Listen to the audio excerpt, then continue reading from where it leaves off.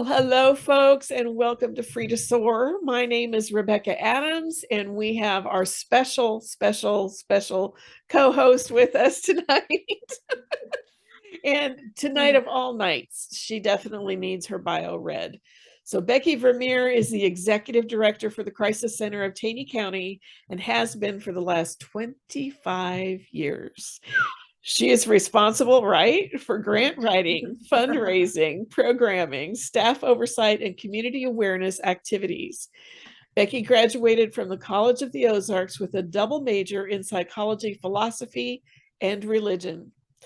Becky has served statewide on the board of directors, for the Missouri Coalition Against Domestic and Sexual Violence, and held the offices of president and vice president for 4 years consecutively.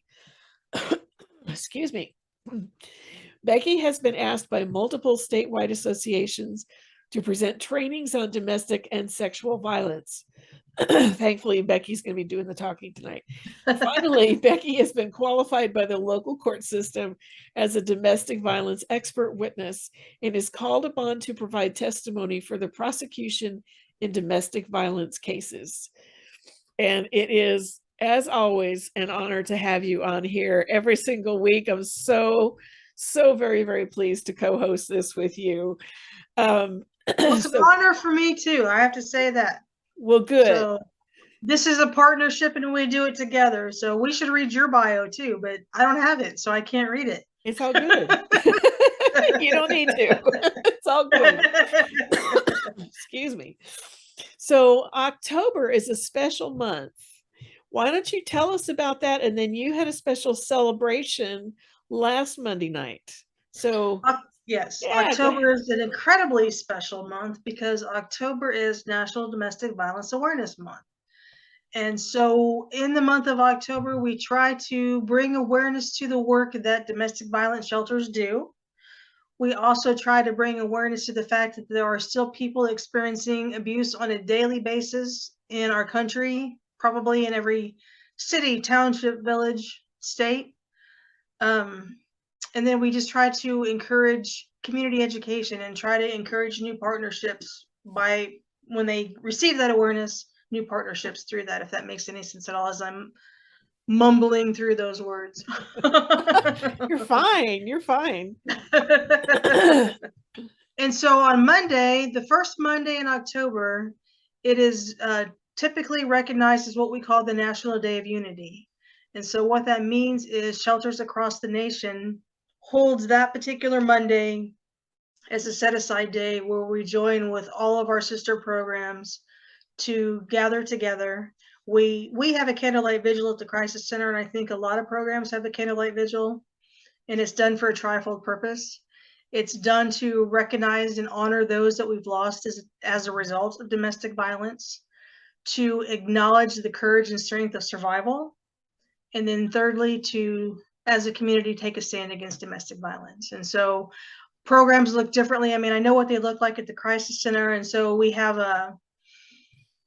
typically tends to be an emotional program. Mm-hmm. We typically have someone who is a survivor of domestic violence come and share their story, which is very challenging, but also very rewarding for a person to be able to do that. And so there's a wide array of emotion that people may feel during the program. And so I always make sure that I warn people, you might feel a wide array of emotion during the program, but this is a safe space to feel your feelings. And so when all of that's said and done, then we usually have a candle lighting and we host a speak out.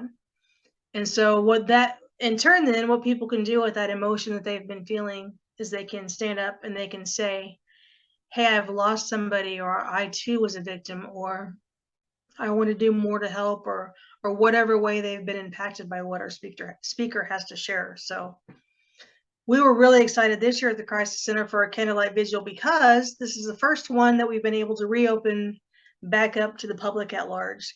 So for the last 2 years, we've done it specifically just with our shelter staff and our shelter residents, thanks to COVID.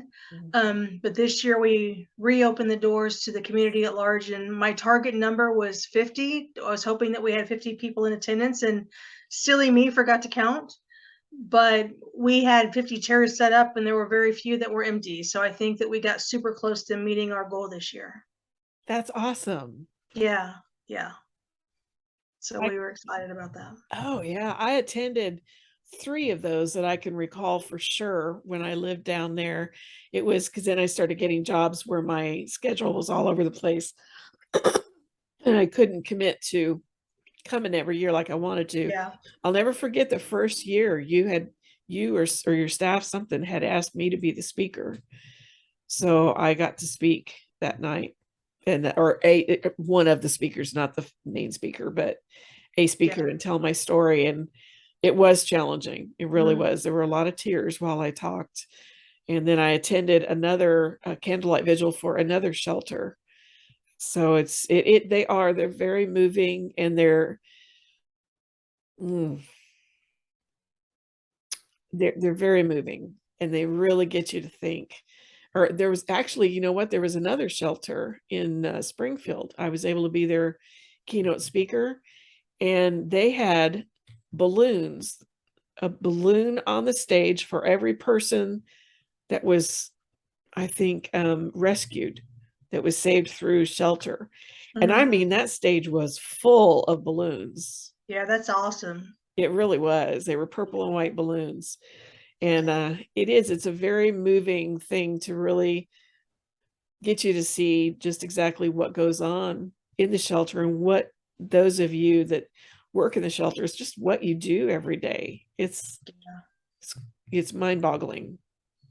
Yeah, so typically when we're honoring survivors and victims in this particular scenario, usually a purple balloon is someone who is a victim that maybe is no longer a victim, has moved on to the thriver survivor place.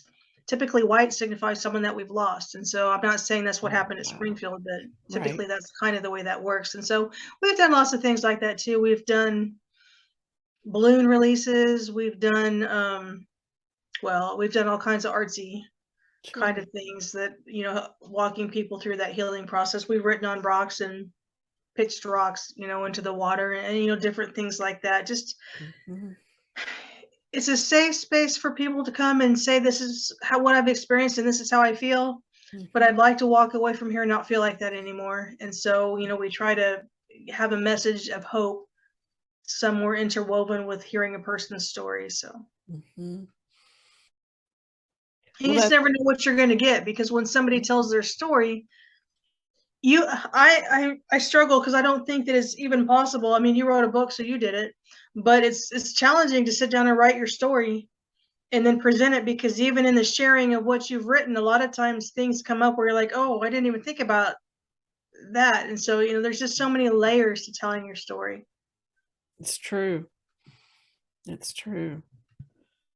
So we were super excited with our speaker this year because it's a former employee, and she asked if she could come back and be the speaker. But in addition to being a former employee, she was also a former service recipient at the crisis center. Oh, And so when staying at she actually never stayed at the crisis center, but she was what we call a non-resident. She came to a lot of support groups. wow. Mhm. So we were actually able to partner with her on her healing journey as she was healing and recovering from the dynamics that she had experienced. And so for her to be able to come back as an employee and then even further come back full circle and now tell her story, that was pretty powerful. That's awesome. Yeah. I so wish I could have been there. Yeah. I wish you could have been there too. Yeah. Oh, that sounds exciting. Yeah. So I have my purple ribbon on tonight, and I know that you do as well. I do. And it's actually right side up sometimes. Sometimes it's Wow. sitting sideways, but it's actually on and correct. Yeah. So you have the same ribbon that I have. And so we've got a purple loop, and we've also got a teal loop, and there's a Mhm. little bit of a thread of white in there. And so this is kind of what we look at as kind of an all-inclusive ribbon. The purple stands for supporting victims of domestic violence. The teal stands for supporting victims of sexual violence, and the white stands for supporting victims of child abuse. So we've got all three things. Yeah, there it is. All three things put in that ribbon. And so one of the things I thought I would do, if it's okay with you, typically I don't like to read things when we're having our conversations because it's usually just you and I having a conversation. Right. But I thought since we're both wearing our purple ribbons and we encourage people during the month of October to wear purple ribbons, I thought I would give you a really short synopsis of why we do that. So would you like me to do that? I would love that because I imagine probably if people have noticed these, they're probably wondering what is she wearing and why?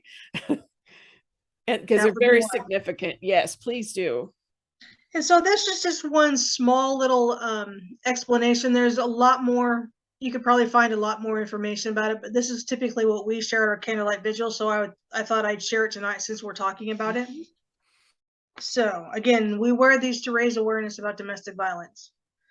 So what began close to 4 decades ago in scattered communities as a visible gesture of support for survivors and victims of domestic violence today has become one of the most widely recognized symbols of the domestic violence movement, the purple ribbon. Across the country, families and friends of victims have adopted the purple ribbon to remember and honor their loved ones who have lost their lives at the hands of a person they once loved and trusted. Shelters and local domestic violence programs use the purple ribbon to raise awareness about the crime of domestic violence in their communities.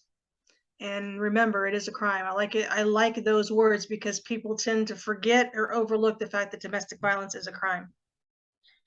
In addition to the demonstration of support for victims and advocates, the display of purple ribbons throughout a community conveys a powerful message that there's no place for domestic violence in our homes, our neighborhoods, our workplaces, or our schools. And so that's just a short explanation of why we wear purple ribbons. I found a story one time, and I wish I would have thought about it before we started recording our program this evening. I found a story one time years and years ago in something that I had read. I think I told you at some time in the past, the way that I learned a lot of what I learned about domestic violence was reading everything that the shelter had to read in my early days of working there. I had found a story about someone talking about why we wear purple ribbons. And there was an excerpt of a story of one of the first victims of somebody who was involved in like the grassroots movement, getting domestic violence awareness out, starting the whole Violence Against Women Act movement, all of that. There was a story about someone who had lost a child as a result of domestic violence, and their favorite color was purple. Oh, wow. And so there's some significance there. And I apologize for leaving me, you, and everybody who's watching hanging because I need to try to find that again. And I didn't have the forethought before we sat down tonight to do that. That's okay. But I think that there's some semblance of the color purple in that as well. Okay. Well, that's because I wondered where the color purple fit in there. That Yeah, makes because sense. there's other I know like Alzheimer's awareness, there's a purple ribbon. So there are other awareness campaigns I think use the color purple, but I think for our movement, I think that's where it came from. Okay. Yeah. I love that. Yeah, the shelter gave me a purple ribbon when I spoke that night. Now, I since have lost that one. But you gave me this one, and then Yes. I couldn't find this one, and so you sent me another one, and then I finally found the other one. So now I have two. I don't know, maybe I should wear one on each side. But they are very significant to me. They hold a very special spot in my heart. And I was very upset when I had lost that first one because it was very, very special. Yeah. Mm-hmm. And so anybody in the communities, if you're out and about in your communities during the month of October, you might see a lot of purple stuff. Like I know that we try to do like a purple ribbon awareness campaign where we have banks that have baskets of purple ribbons. We've done it at grocery stores before.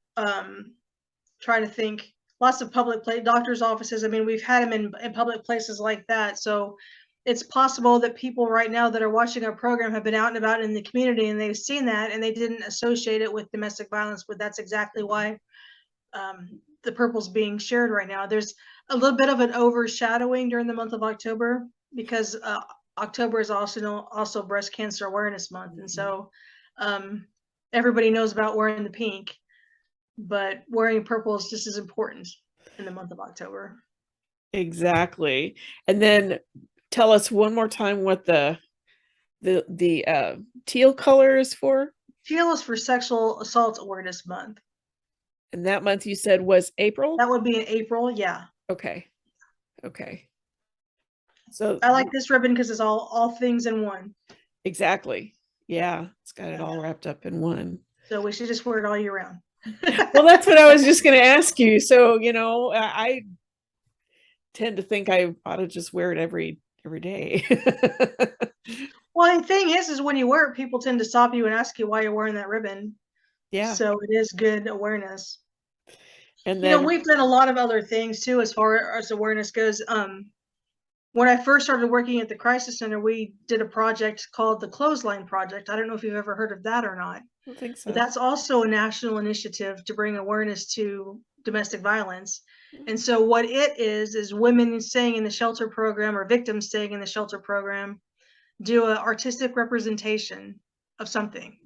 Oh, wow. You give them a t-shirt and you give them t-shirt paint and create something. Some people create dark pictures.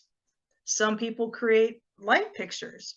Some people create sad pictures. Some are happy. Some are words. Some are symbols. And all that is a creative outflowing of a person's experience. And a lot of times it depends on where they are in their healing journey.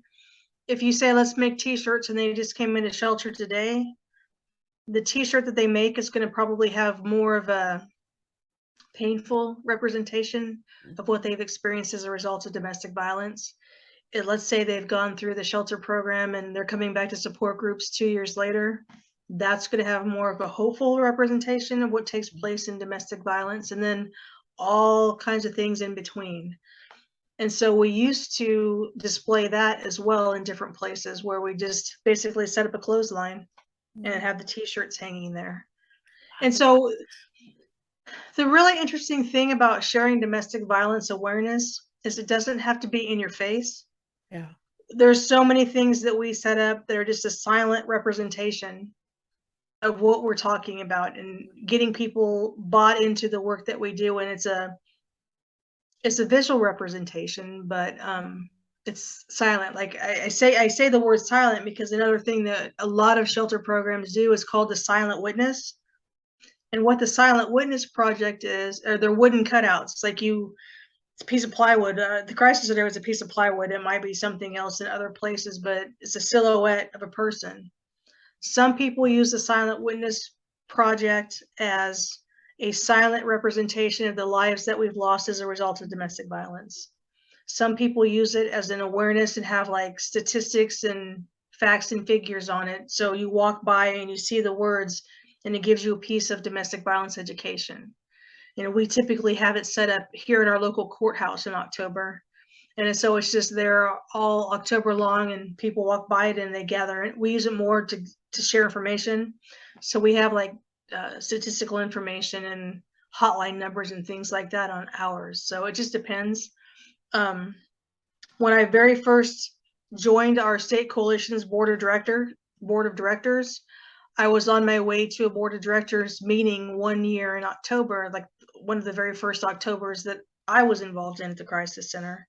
And a shelter in Lake of the Ozarks had set up a silent witness representation in the front yard of a bank.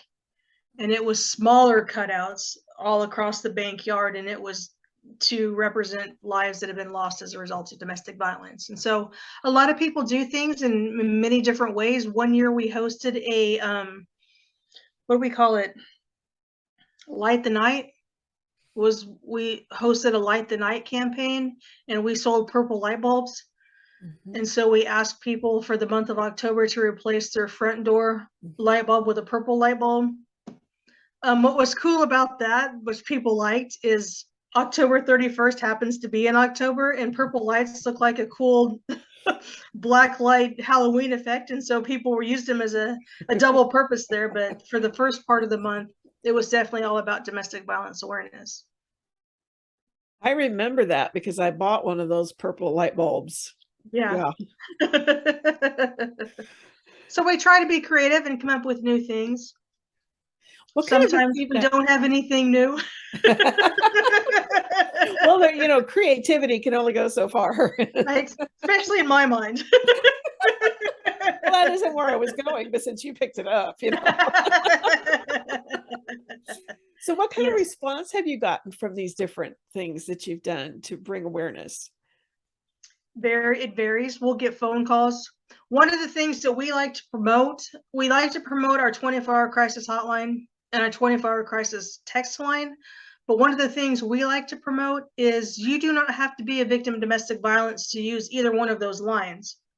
You can use them as an information gathering tool. And so we will see an increase in the calls that we get because people are calling for information.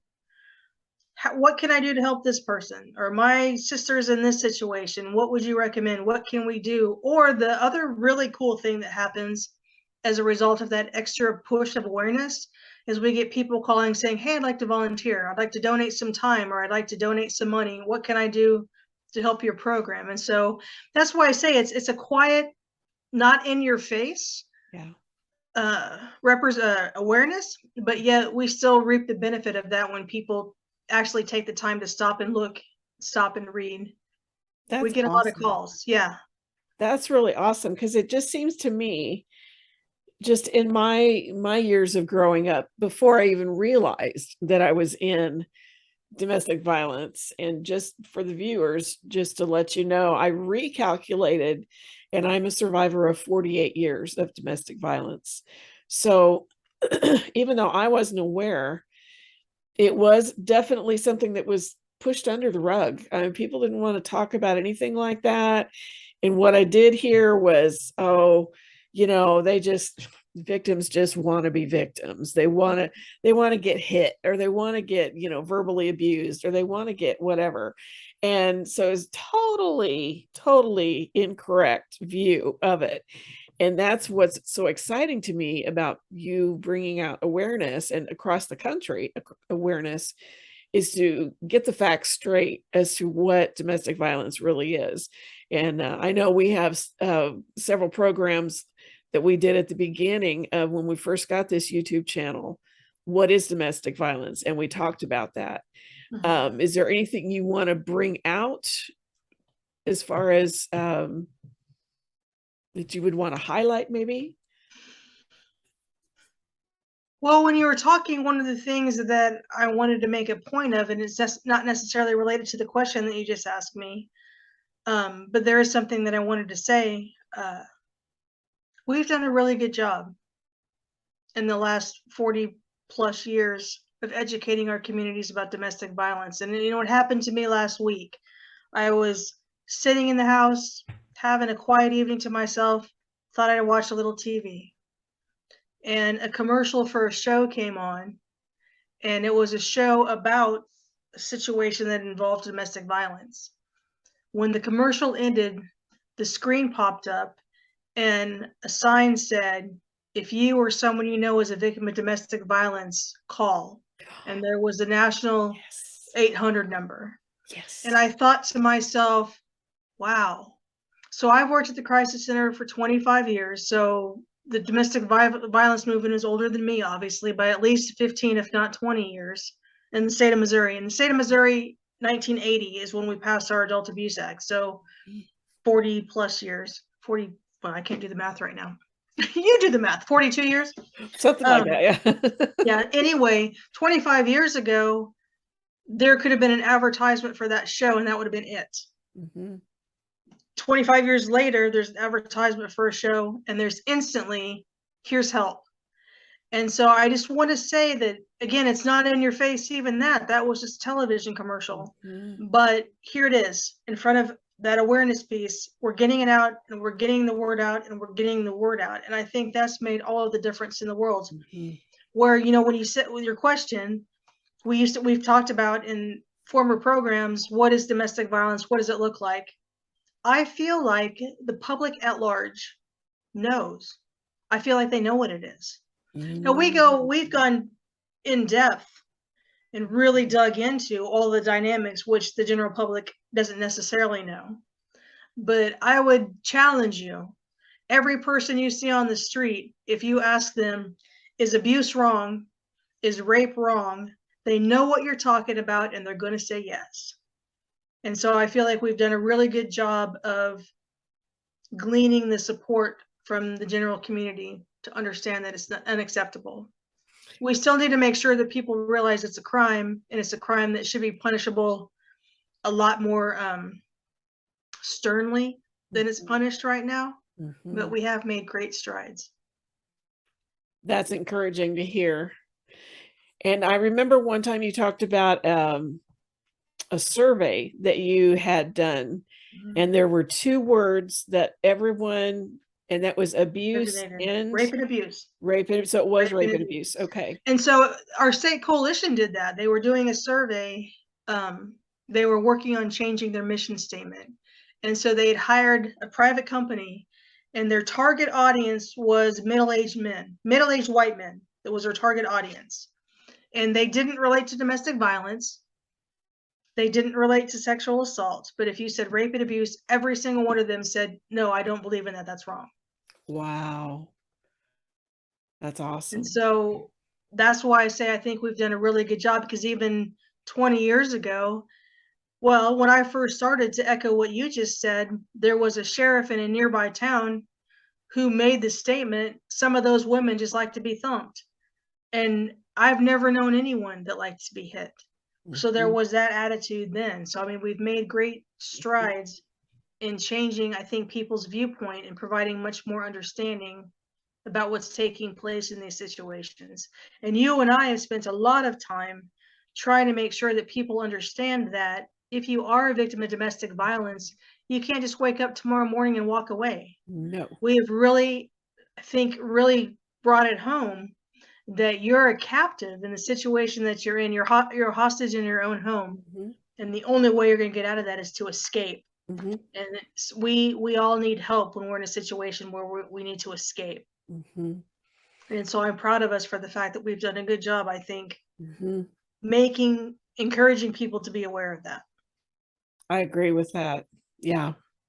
Because I think one thing that it really hit me was when I was at the crisis center, and that word crisis all of a sudden seemed to, kind of wake me up, and I realized I am in a crisis situation. And if it weren't for the crisis center, I would be homeless. And it just puts it in a whole different perspective when you are the one in that situation. It really makes you realize just exactly what's going on. Yeah, I noticed even as recently as last month, I was asked to do a speaking engagement for a local civic organization. And so they just wanted to know some general information about the crisis center. So I throw in some general domestic violence information when I do that. And when I opened the topic up for questions, nobody asked me, why didn't she just leave? Yay, that's your first time that you haven't gotten that question, isn't it? And I was like, nobody's going to ask me, why doesn't she leave? And nobody did. And so that's why I say, like, I feel like we've done a really good job in the domestic violence movement of educating people about that. So that really truly was the very first time I'd ever done a speaking engagement, and they didn't say, well, why doesn't she just leave? That's because I brought it up in the group, and I said, nobody's even asking me. That's amazing. Much more eloquently than that. Yeah. But that's amazing. That's something for the record books. I know. I was thrilled, actually. Yeah. So you are making progress there. That is incredible. We collectively as a movement definitely are making progress there. Yeah. Yeah. That's fantastic. I know. Yeah, I was thrilled. I know that there are 2, I'll never forget when I was there at the crisis center, there was a button. It was a square button that you guys were giving out. And you remember that one? And it said, love is not control, love is not abuse, is not love. And so it was just this repeat. Like, love is not abuse, is not love. And boy, did that ever make an impact on me.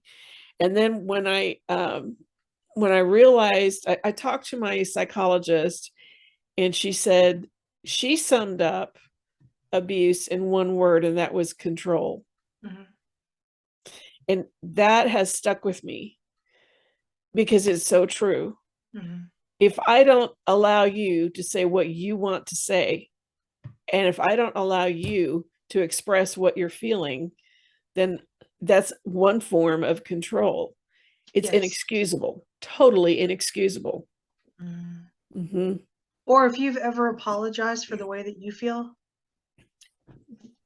I'm sorry. I'm sorry that I feel that way. Like, you should never have to apologize for the way that you feel. Yeah. If someone takes if someone takes a feeling or an emotion and all of a sudden turns it around on you and puts you in a position where it's not okay to feel the way that you feel, and then you find yourself apologizing for the way that you feel,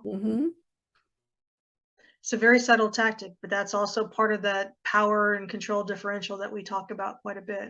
And I am still, even though I am almost 20 years free from the first abuse, the first section of abuse, I still am growing and healing up from that and learning from that. It's not something that, oh, once you escape, then you're fine. It doesn't work like that.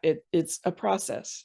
And we've talked about that before. We've talked about, I mean, domestic violence, the tactics abusers use in an abusive situation are purposeful. They're put in place to chip away at the very essence of your being, to where you question every aspect of yourself.